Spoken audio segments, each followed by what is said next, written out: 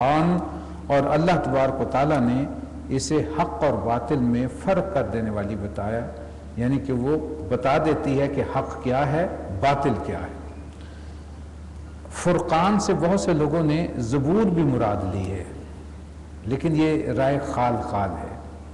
ان الذین کفروا بآیات اللہ، بے شک جن لوگوں نے اللہ کی آیات سے کفر کیا، ماننے سے انکار کیا، لہم عذاب شدید، ان کو یقیناً سخت سزا ملے گی۔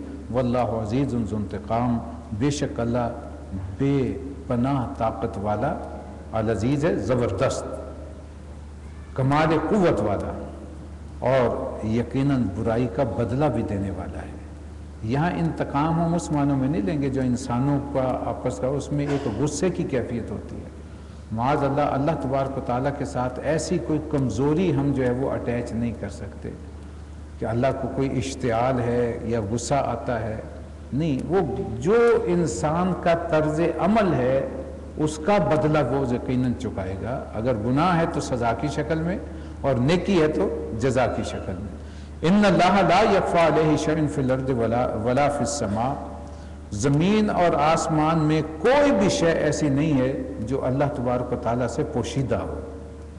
هو الذی، اور وہی ہے، یصورکم فی الارحام کیف یشاء، جو تمہاری صورت گری کرتا ہے، رحم مادر میں تمہاری شکلیں بناتا ہے جیسی وہ چاہتا ہے۔ یہ اس کی اذن اور اس کی منشا کے مطابق، اس کی مشیت کے مطابق بنتی ہے۔ لا الہ الا ہو، نہیں ہے اس کے سوا کوئی بھی معبود۔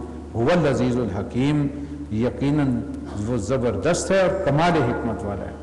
گویا جو بھی صورت گری اس نے ہماری کی، انسانوں میں جس کی بھی کی، اس میں بھی اس کی حکمت کوئی نہ کوئی موجود ہے۔ بعض لوگ جو ہیں وہ کالے سیاہ پیدا ہوتے ہیں، بعض گورے چٹے پیدا ہوتے ہیں، اس پہ ہمارا اپنا کوئی اختیار نہیں ہے، نہ رنگ پہ اختیار ہے، نہ نقش و نین پہ کوئی اختیار ہے، نہ زبان پہ کوئی اختیار ہے۔ کس علاقے میں پیدا کیا اس پہ بھی کسی کا کوئی زور زبردستی نہیں ہے، تو اللہ کی منشا ہے جہاں پیدا کر دیا، اس کا کل اختیار ہے، اور جو بھی کیا ہے گویا اسی کو لے کر کے انسان نے پوری زندگی چلنا ہے۔ گویا کہ اللہ کی منشا کو سمجھتے ہوئے انسان اسی پہ اکتفا کرتے ہوئے اس کا صحیح معنوں میں بندہ بنے۔ هو الذی انزل علیک الکتاب منہ آیات محکمات، وہی ہے جس نے یہ کتاب نازل کی ہے جس میں محکم پختہ آیات بھی ہیں، یعنی دو طرح کی اس میں آیات ہیں، ایک آیات محکمات، دوسری وہی ہیں جو کہ ہن ام الکتاب، جو کہ کتاب کی اصل بنیاد ہیں۔ ان کے لفظی معنی ہوتے ہیں ماں کے، لیکن اساس اور بنیاد بھی اس کے لیے بھی لفظ ام آتا ہے، یعنی وہ آیات جو کہ واضح ہیں، جس میں احکامات ہیں، وہ محکمات کہلاتی ہیں۔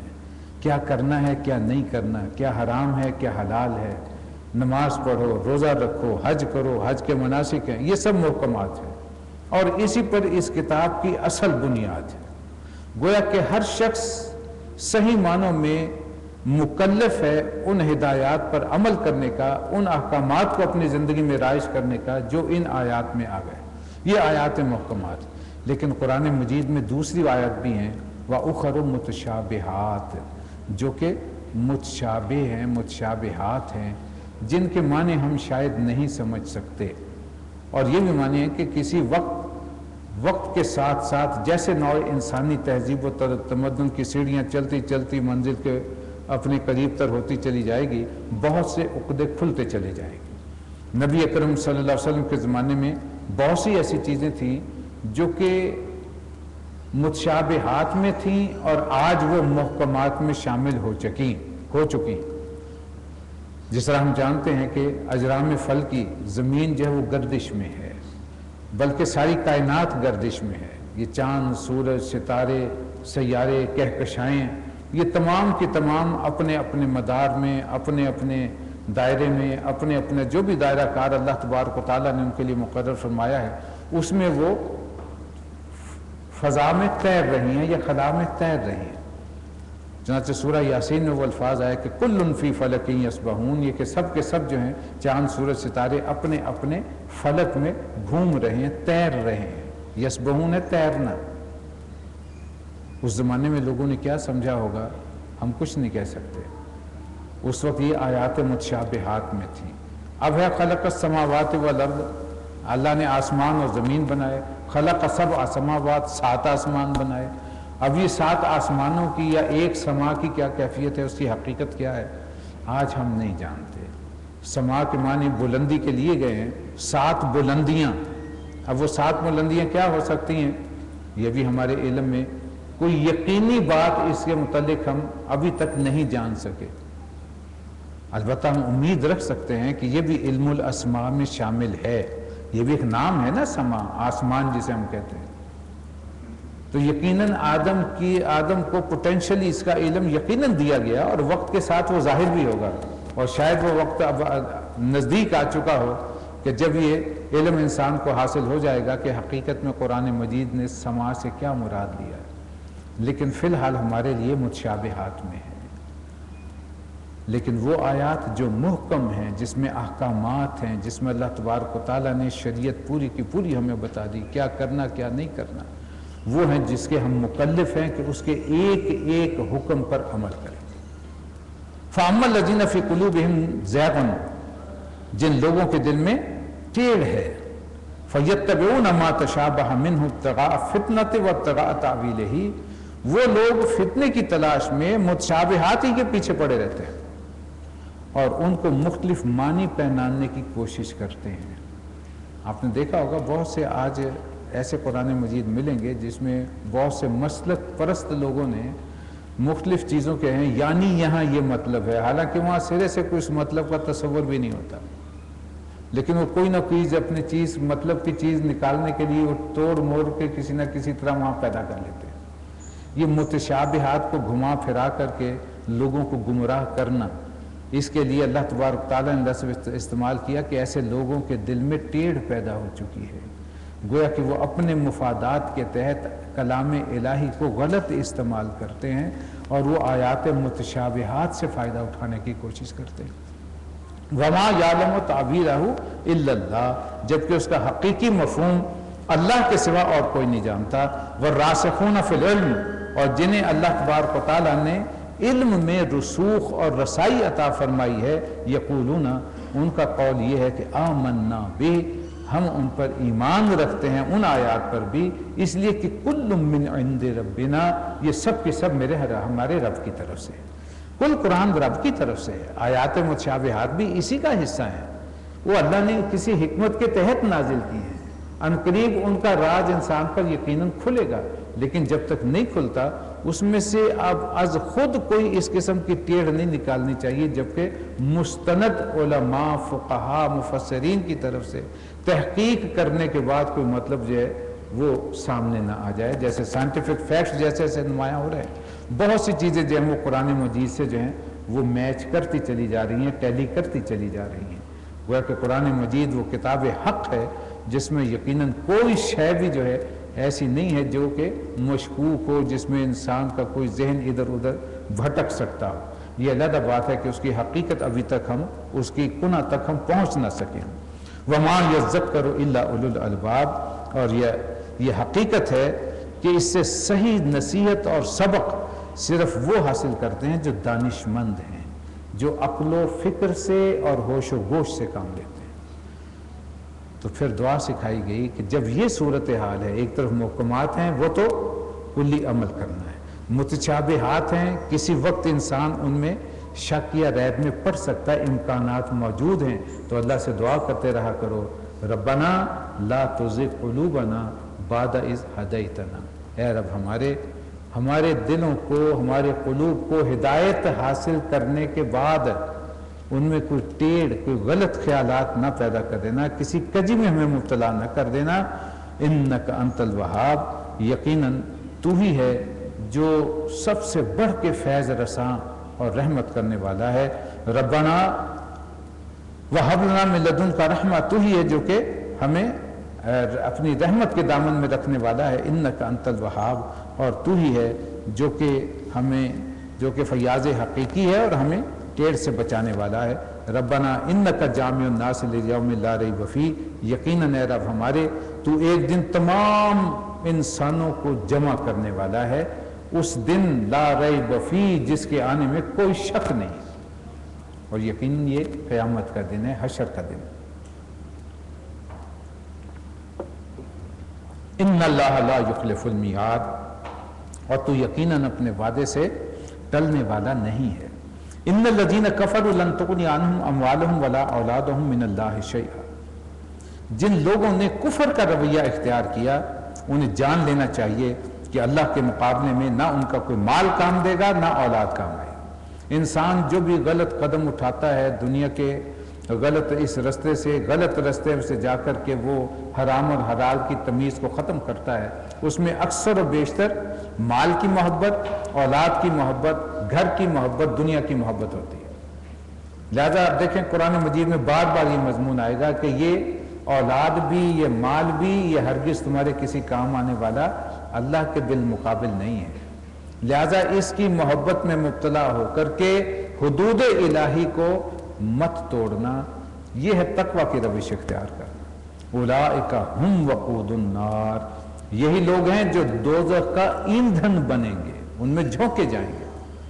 کداب آل فرعون، جیسا کہ فرعون کی آل کے ساتھ ہوا تھا، انہوں نے اسی دنیا کے اموال اور اولاد کی خاطر اپنی آخرت کو بٹا لگایا تھا۔ والذین من قبلہم، اور ان سے پہلے گزرے ہوئے لوگ بھی کذبوا بآیاتنا، انہوں نے ہماری آیات کو جھٹلایا۔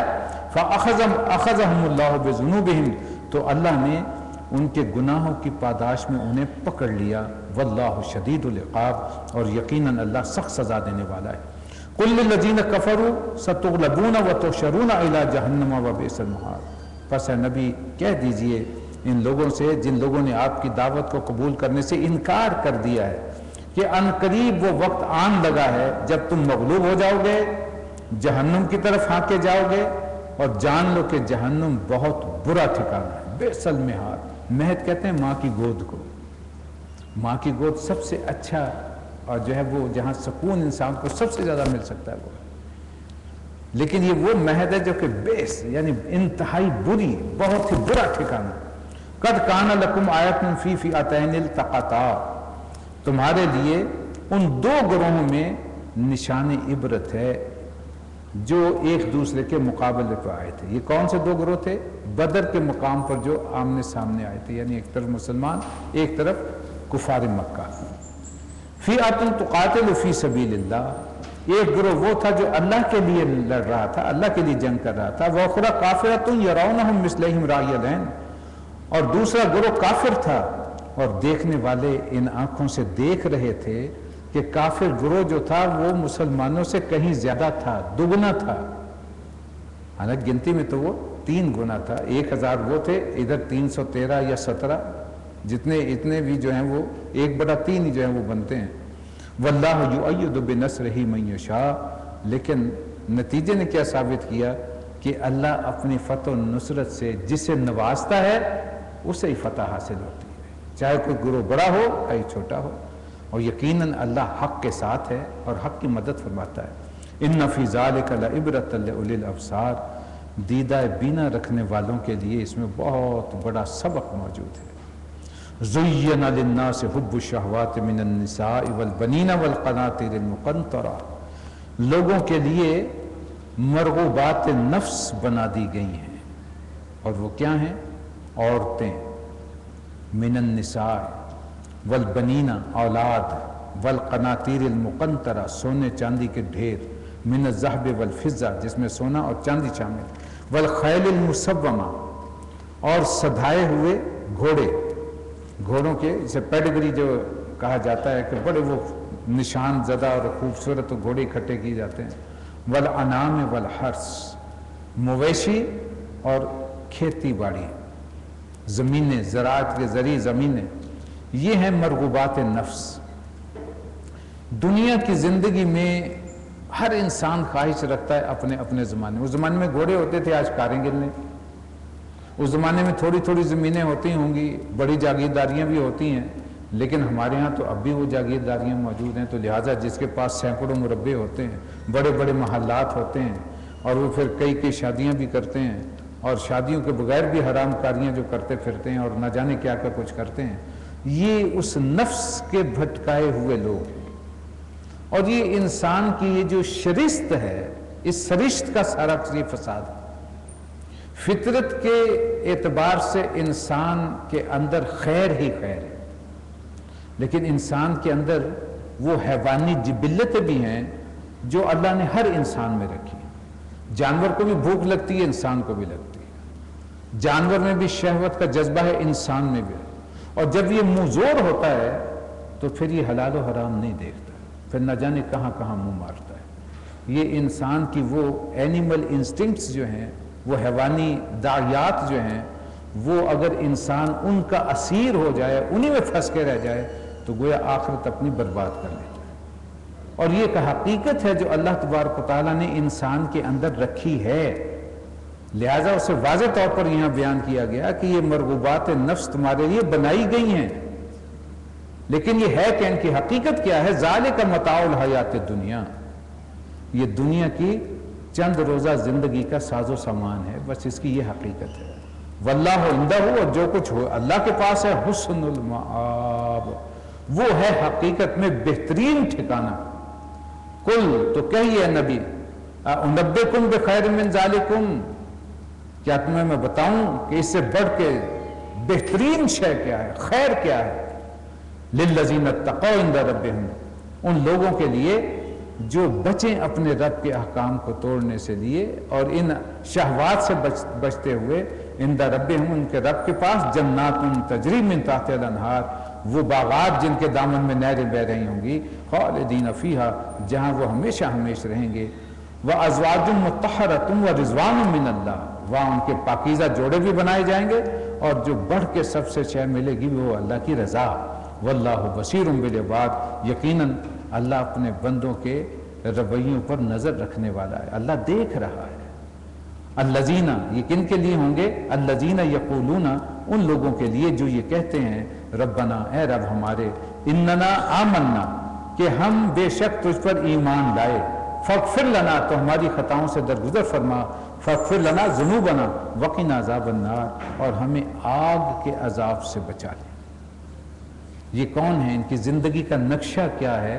الصابرین، انتہائی صبر کرنے والے، والصادقین، راست باز ہیں، صدق و صداقت پر زندگی گزارتے ہیں، والقانتین، اور یہ اللہ کے فرما بردار ہیں، والمنفقین، اللہ کے راستے میں خرچ کرنے والے ہیں، ان کے اندر فیاضی کی روش اللہ تبارک و تعالیٰ نے کوٹ کوٹ کے بھر دی ہے، اور یہ سب کچھ کرنے کے بعد بھی کوئی غرہ نہیں ہے، اپنی نیکی پہ کوئی تکبر نہیں ہے، بلکہ والمستغفرین بالاسحار، سحر کے وقت استغفار کرنے والے، یہ سب نیکی کرنے کے باوجود بھی اللہ سے وہ استغفار کرتے رہتے ہیں۔ اور صبح کے وقت میں، وہ جو سحر کا وقت ہے، جب انسان کو نیند سب سے زیادہ پیاری اور مرغوب ہوتی ہے، وہ اٹھ کے اللہ سے معافیاں مانگ رہے ہوتے ہیں، رب ہمارے پتہ نہیں ہم نے جو نیکی کی ہے تیری شان کے مطابق وہ تیرے بارگاہ میں قبول بھی ہوتی ہے کہ نہیں ہوتی ہے، لہٰذا ہمیں جو بھی کمی رہ گئی اسے پوری فرما، ہمیں معاف فرما۔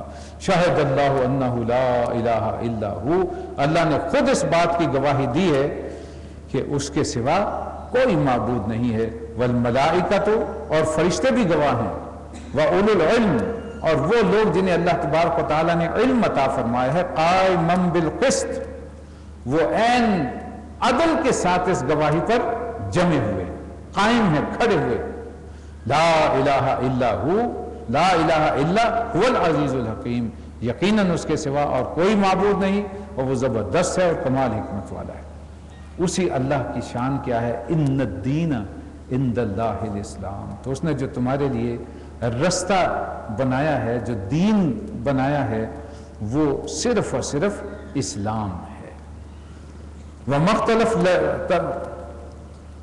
وَمَخْتَلَفَ الَّذِينَ أُوتُوا الْكِتَابَ إِلَّا مِن بَعْدِ مَا جَاءَتْهُمُ الْعِلْمُ بَغْيًا بَيْنَهُمْ، اور یہی دین جو تھا وہ اہل کتاب کو بھی دیا گیا تھا، لیکن ان کے اس طرز عمل کی وجہ کیا بنی، یعنی انہوں نے جو ماننے سے انکار کیا، وہ اس کے سوا کوئی نہیں ہے کہ علم آنے کے باوجود بھی انہوں نے آپس میں ایک دوسرے کے ساتھ زدم زدہ کی جو ہے وہ کیفیت اختیار کی، ہٹ دھرمی کی روش اختیار کی۔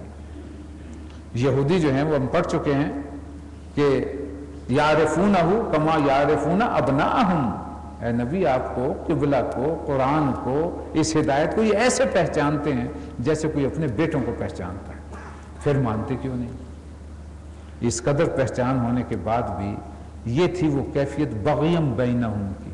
یہ سب سے بڑی اس کیفیت کو بار بار قرآن مجید میں آپ دیکھیں گے مختلف مقامات پر یہ ریپیٹ ہوئی ہے کہ یہ ہے ان کی اصل قباحت کہ انہوں نے زدم زدہ کی کیفیت اختیار کر لی. یہ اپنی ضد پر اڑ گئے کہ ہدایت تو وہی ہے جو ہمارے پاس ہے، باقی کو ہم ماننے کے لیے تیار نہیں، حالانکہ پہچانتے ہیں. وَمَن يَكْفُرْ بِآيَاتِ اللَّهِ فَإِنَّ اللَّهَ سَرِيعُ الْحِسَابِ. تو جو کوئی اللہ کے احکامات کی اطاعت سے انکار کرے گا وہ اچھی طرح جان لے کہ اللہ کو حساب لیتے دیر نہیں لگتی. سریع، وہ بہت تیز حساب لینے والا ہے. آج تو دیکھیے کمپیوٹر ہمارے سامنے موجود ہیں، ہمارے اپنے ایجاد کردہ. ہم ایک ایسے اشارہ کرتے ہیں، اب تو ٹچ سسٹم ہے نا، پہلے تو وہ کیز دبانی پڑتی تھی پھر بھی کچھ ذکر وہ زور لگتا تھا. اب تو ہم محض اشارہ کرتے ہیں اور نہ جانے کتنے حساب کتاب کا رزلٹ ایک سیکنڈ کے بھی کتنے میں حصے میں آپ کے سامنے موجود ہوتا ہے. تو جس اللہ نے وہ صلاحیت دی ہے ان کے پاس اگر ہم کمپیوٹر نام رکھیں تو اس کے پاس جو جوائنٹ کمپیوٹر ہوگا وہ کس قدر تیز ہوگا. ہمارے پاس تو ابھی شاید وہ 5th جنریشن یا 4th 5th جنریشن چل رہی ہے جو کمپیوٹر کی، اور جنہوں نے ایجاد کیا وہاں تو 6th 7th اور پتہ نہیں کون سی جنریشن چل رہی ہے، اور سپر کمپیوٹر بھی ہے جو یہاں سے بیٹھ کے مریخ پہ کنٹرول کر رہا ہے. تو اللہ کے پاس تو وہ کمپیوٹر ہے جو پوری کائنات کو کنٹرول کر رہا ہے. تو وہاں حساب کتاب لیتے کیا دیر لگے گی.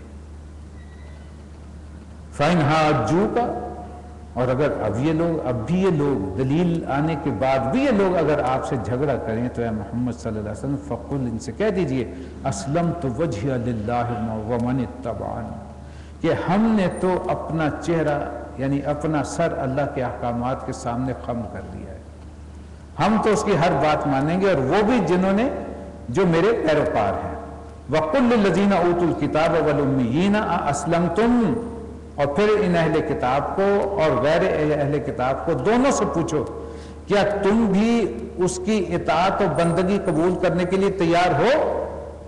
فَإِنْ أَسْلَمُوا، پھر اگر یہ تسلیم کر لیں اللہ کی بندگی پر آ جائیں، فَقَدْ اهْتَدَوْا، پھر وہ ہدایت پر ہیں.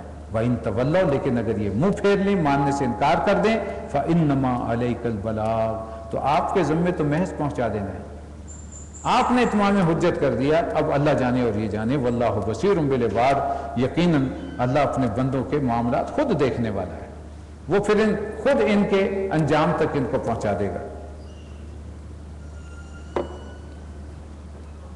ان الذین یکفرون بآیات اللہ ویقتلون النبیین بغیر حق، جو لوگ اللہ کے احکامات کو ماننے سے انکار کرتے ہیں اور پیغمبروں کو ناحق قتل کرتے ہیں، ظاہر ہے کہ یہ یہود تھے جنہوں نے پیغمبروں کو قتل کیا. وَيَقْتُلُونَ الَّذِينَ يَأْمُرُونَ بِالْقِسْطِ مِنَ النَّاسِ، اور یہ بھی برداشت نہیں کرتے کہ کوئی حق کی بات لوگوں کے لیے کہے. تو جو لوگ جو ہیں وہ لوگوں کے درمیان حق کے ساتھ زندگی گزارنا چاہتے ہیں اور انہیں ہدایت پر لانا چاہتے ہیں، یہ ان کو بھی ناحق قتل کرتے ہیں، ان کو بھی جو ہے وہ ان کی جان کے جو ہے درپے ہو جاتے ہیں. فَبَشِّرْهُمْ بِعَذَابٍ أَلِيمٍ، تو انہیں خوشخبری دے دیجئے دردناک عذاب کی. خوشخبری ظاہر اچھی بات کی ہوتی ہے، یہ ایک طنزیہ انداز ہے کہ پھر تمہیں خوشخبری اگر ملے گی تو کس شے کی ملے گی؟ جزا کی نہیں، سزا کی. اولئک الذین حبطت اعمالہم، یقیناً یہ وہ لوگ ہیں جن کے اعمال سارے کے سارے جو ہے وہ اکارت چلے گئے. لہم فی الدنیا والآخرہ، دنیا میں بھی اور آخرت میں بھی. وما لہم من ناصرین، اور اب کا ان کا کوئی مددگار نہیں.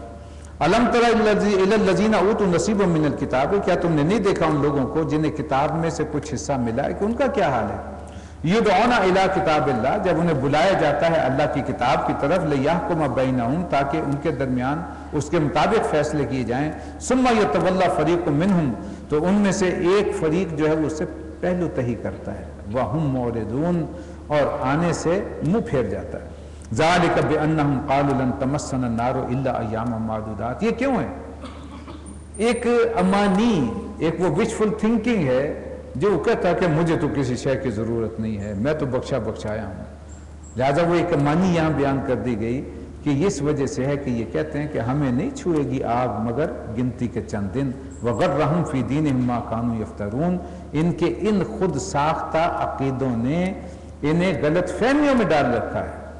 फ़कैफ़ इज़ा जमअनाहुम लियौमिन ला रैब फ़ीह, फिर उस दिन क्या होगा जिस दिन जब इन्हें जमा करेंगे, जिस दिन के आने में कोई शक नहीं है। ववुफ़्फ़ियत कुल्लु नफ्सिम मा कसबत, और हर नफ्स को उसकी कमाई का बदला पूरे का पूरा लौटा दिया जाएगा।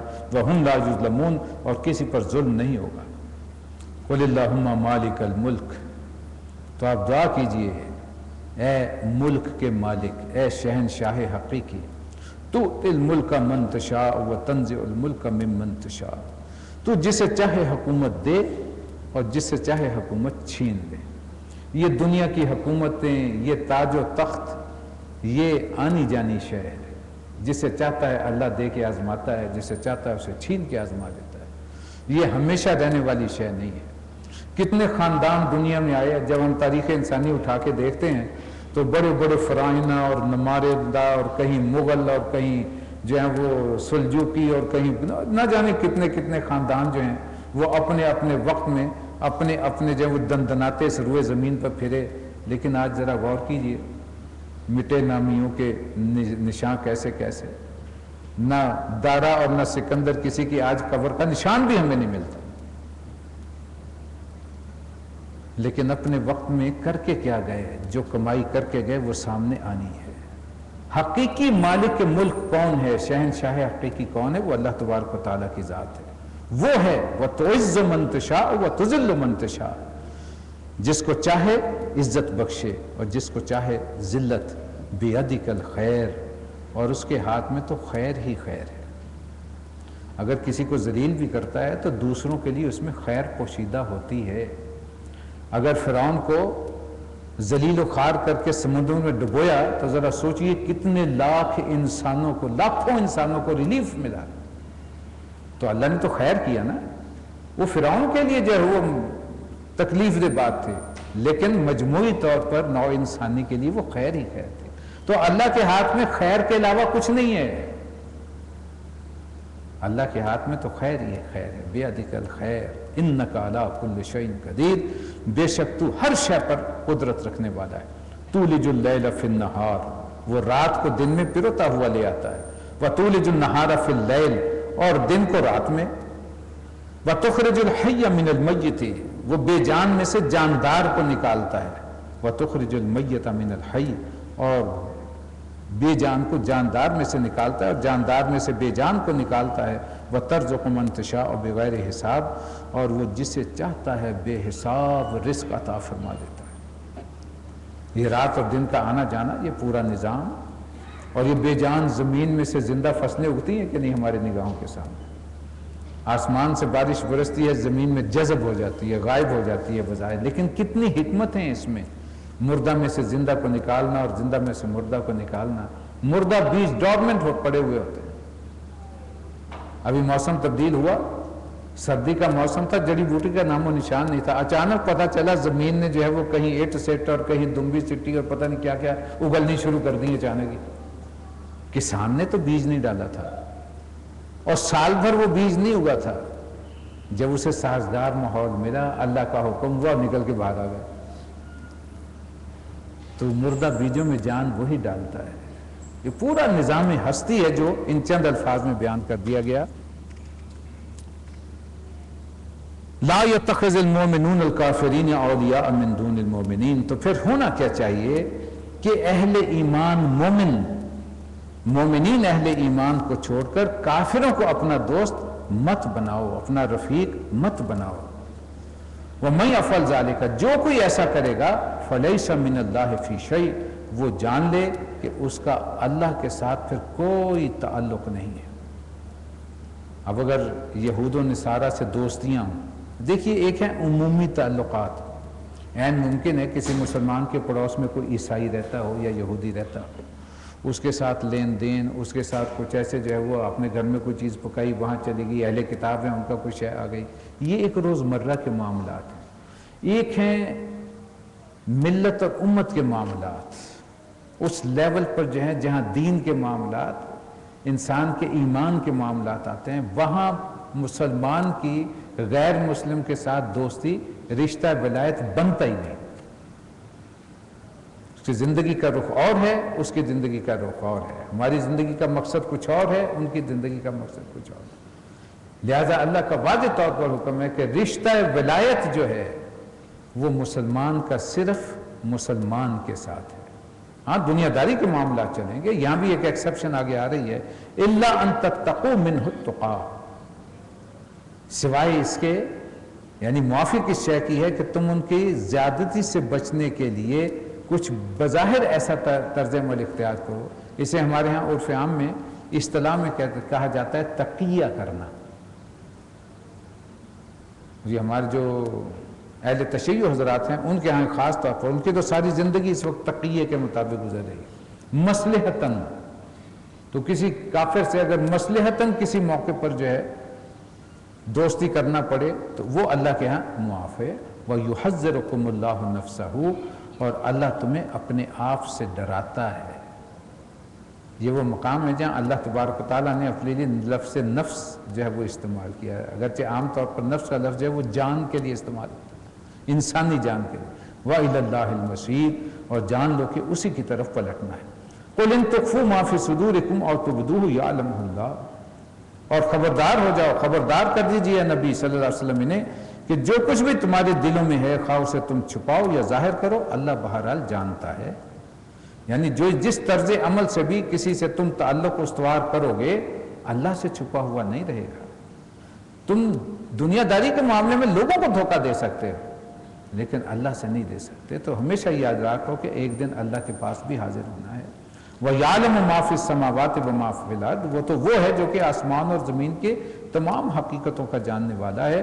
وَاللَّهُ عَلَىٰ كُلِّ شَيْءٍ قَدِيرٌ، یقیناً اس کا اقتدار ہر شے پر چھایا ہوا ہے۔ یوم تجد کل نفس ما عملت من خیر محضرا، وہ دن آنے والا ہے، یعنی خبردار رہو اس دن سے جب ہر ذی نفس اپنے کیے کا جو پھل ہے وہ اپنے سامنے حاضر موجود پائے گا،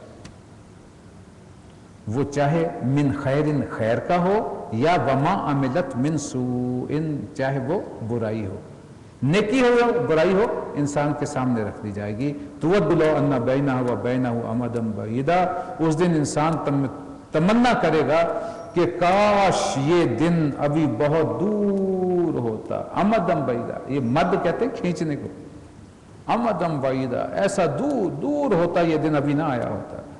وَيُحَذِّرُكُمُ اللَّهُ نَفْسَهُ، اللہ تمہیں اپنے آپ سے ڈراتا ہے، اللہ سے ڈرو۔ واللہ رؤوف بالعباد، جان لو اللہ اپنے بندوں کا خیر خواہ ہے۔ اس کے لیے ایک واقعہ بھی مشہور ہے، شاید ڈاکٹر صاحب نے بھی آپ کو سنایا ہو۔ مامون الرشید کے زمانے میں خلافت عباسیہ کے دور میں خلق قرآن کا فتنہ اٹھا تھا۔ کچھ علماء نے، علماء سو کہنا چاہیے، ایک خام خواہ کا جو ہے وہ فتنہ اٹھا دیا کہ قرآن اللہ کی مخلوق ہے۔ اب وہ عقیدہ بنانا شروع کر دیا، اور خلیفہ بھی اتفاق سے ان کا ہاں خیال بن گیا۔ اب وہ جس کو بھی جو کہتا تھا کہ نہیں میں تو نہیں مانتا کہ قرآن اللہ کی مخلوق ہے، قرآن اللہ کا کلام ہے۔ امام احمد بن حنبل رحمۃ اللہ علیہ بھی اسی دور میں اسی وجہ سے بہت ہی شدت سے ان کے تشدد کا نشانہ بنے، قید بھی رہے، اور قید میں اتنی مار پڑی کہا جاتا ہے کہ اگر ہاتھی کو پڑتی تو وہ بھی بلبلا اٹھتا۔ تو دربار میں جو ہے وہ مباحثہ شروع ہو گیا، ایک طرف وہ درباری علماء اور ایک طرف ایک اللہ کا بندہ، میں نے ان کا اس وقت نام میرے ذہن میں نہیں ہے۔ تو اس نے دلیل دی، جو درباری عالم تھا، کہ اللہ خالق و کل شیء، قرآن مجید کہتا ہے اللہ خالق و کل شیء، اللہ ہر شے کا تخلیق کرنے والا ہے۔ یہ مانتے ہو کہ نہیں مانتے؟ اس نے کہا ہاں بالکل مانتے ہیں، اللہ خالق و کل شیء۔ تو قرآن بھی تو ایک شے ہے نا، اللہ نے بنائی، اس اعتبار سے قرآن اللہ کی مخلوق ہے۔ اس نے کہا ٹھیک ہے میں نے تمہاری دلیل سن لی، لیکن تم مجھے جواب دو۔ قرآن کہتا ہے کل نفس ذائقۃ الموت، ہر نفس جو ہے وہ موت کا مزہ چکھے گا۔ مانتے ہو کہ نہیں؟ اس نے کہا بالکل مانتے ہیں۔ اس نے کہا کہ قرآن کہتا ہے وَيُحَذِّرُكُمُ اللَّهُ نَفْسَهُ، اللہ تمہیں اپنے نفس سے ڈراتا ہے، تو کیا اللہ کے لیے موت مانتے ہو؟ وہ لاجواب ہو گیا۔ اب میں اس کا کیا جواب دوں؟ اگر تم قرآن ہی کہہ رہا ہے. تو کہتا ہے یہ دلیل نہیں ہے. اللہ نے خود قرآن مجید میں قرآن کو اپنا کلام کہا ہے. سورہ توبہ میں پڑھیں گے ابھی انشاءاللہ جلدی وقت آ جائے گا. تو یہ ان مقامات سے یہ واقعات بھی کچھ منسوب ہیں. اب وہ 2 آیات آئیں. قل ان کنتم تحبون اللہ فاتبعونی یحببکم اللہ ویغفر لکم ذنوبکم واللہ غفور الرحیم.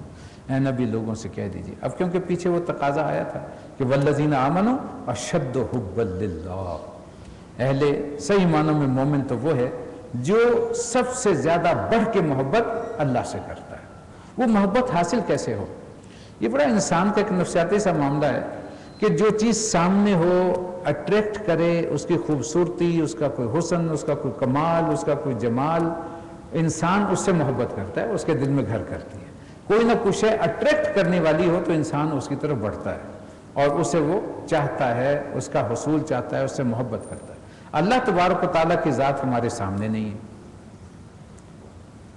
وہ ہمارے حواس کے دائرے میں نہیں آتے، اس سے محبت کیسے کریں؟ اب یہ فطری سوال ہے جو ہر انسان کے ذہن میں اٹھنا چاہیے. تو اس سوال کا جواب اللہ تبارک و تعالیٰ نے نبی اکرم صلی اللہ علیہ وسلم کو مخاطب کرتے ہوئے ہمیں دیا. قل ان کنتم تحبون اللہ. کہہ دیجئے نبی صلی اللہ علیہ وسلم سے کہ